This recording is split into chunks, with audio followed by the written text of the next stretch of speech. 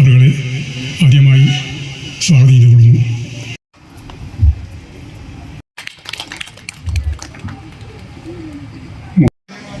അതുപോലെ തന്നെ Vijayan Melath sub inspector of Vidyanagar police station നമ്മുടെ രാമശാട്ടൻ, അതുപോലെ തന്നെ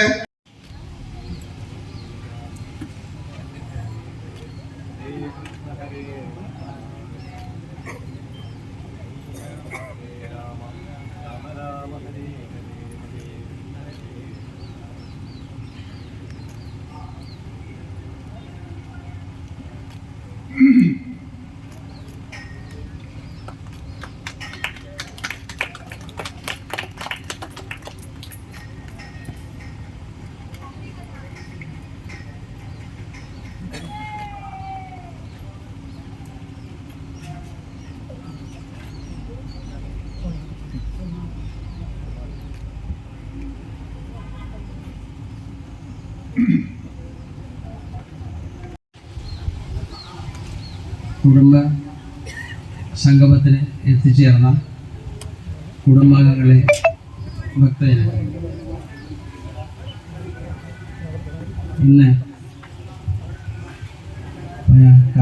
പൂർപ്പഴശ്ശി ക്ഷേത്രത്തിലെ പ്രതിഷ്ഠാദിനമായ ഇന്ന് ഇങ്ങനെ ഒരു പരിപാടി ആസൂത്രണം ചെയ്യാനുള്ള നിങ്ങൾക്കുള്ള ആ പ്രചോദനം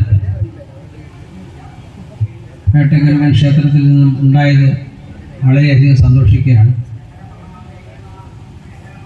ഏതായാലും അധ്യക്ഷനോട് പറഞ്ഞ പോലെ ആരും തിരക്കൂട്ടരുതെന്ന് പറഞ്ഞു. ആദ്യം തന്നെ തിരക്കൂട്ടുന്നത് ഞാനാണ്.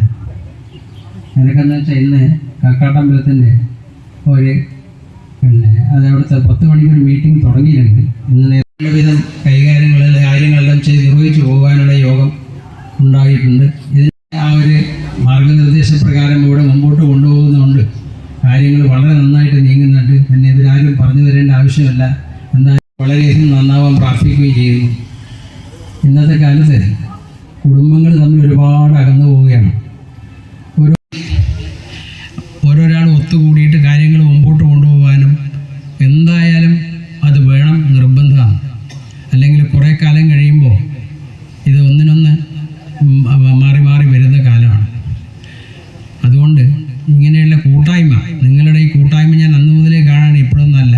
ആ കൂട്ടായ്മ ഇനിയും വളരട്ടെ, ഇനിയും നന്നായിട്ട് പോകണം എന്ന് ഒന്നുകൂടി ആശംസിച്ചുകൊണ്ട് എല്ലാവർക്കും വേണ്ടവിധ അനുഗ്രഹം ഇവിടുത്തെ പൂർപ്പഴശ്ശി വേട്ടക്കരവൻ ക്ഷേത്രത്തിലെ ദൈവങ്ങളും പിന്നെ എല്ലാവിധ അടുത്തുള്ള ക്ഷേത്രങ്ങളിലെ അനുഗ്രഹം ഉണ്ടാകട്ടെ എന്ന് ഒന്നുകൂടെ പ്രാർത്ഥിച്ചുകൊണ്ട് ഞാൻ തൽക്കാലം നിർത്തുന്നു. നന്ദി, നമസ്കാരം എല്ലാവർക്കും.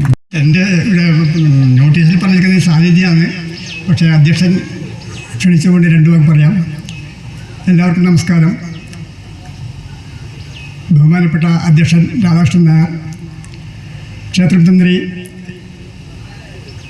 കക്കാട്ട് കിഴക്കേല രബശ്രീ നാരായണ പട്ടേരി, അതുപോലെ ഇന്നത്തെ പ്രഭാഷണം നടത്താൻ വേണ്ടിയെത്തിയ പരപ്പ ബാലൻ മാഷ്, പ്രാദേശിക ക്ഷേത്രത്തിലെ ഭാരവാഹികൾ, എൻ്റെ വളരെ പ്രിയപ്പെട്ട കീഴ്ത്തൽ തറവാട്ടംഗങ്ങൾ, അതുപോലെ നാട്ടുകാർ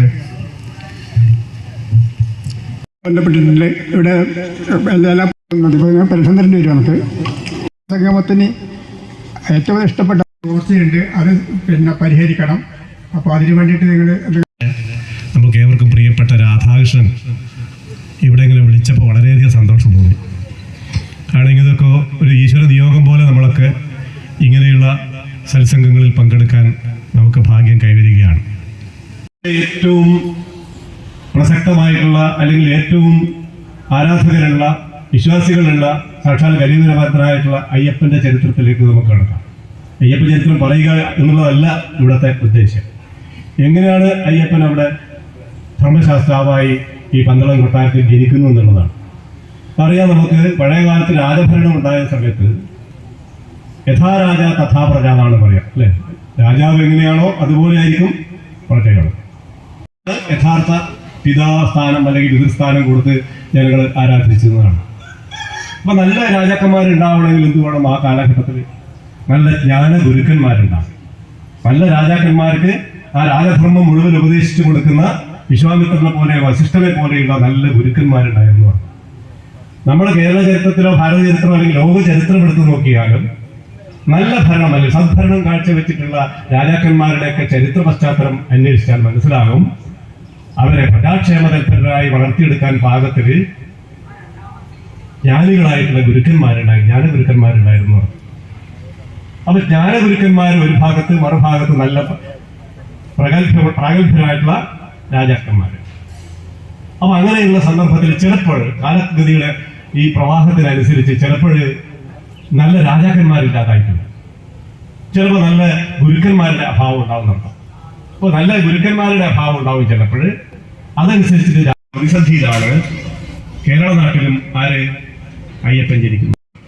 പക്ഷെ ഇവിടെ വിഷ്ണുവും ശിവനും കൂടി രണ്ടുപേരും കൂടി ചേർന്നിട്ടുള്ള ഒരു അവതാരമാണ്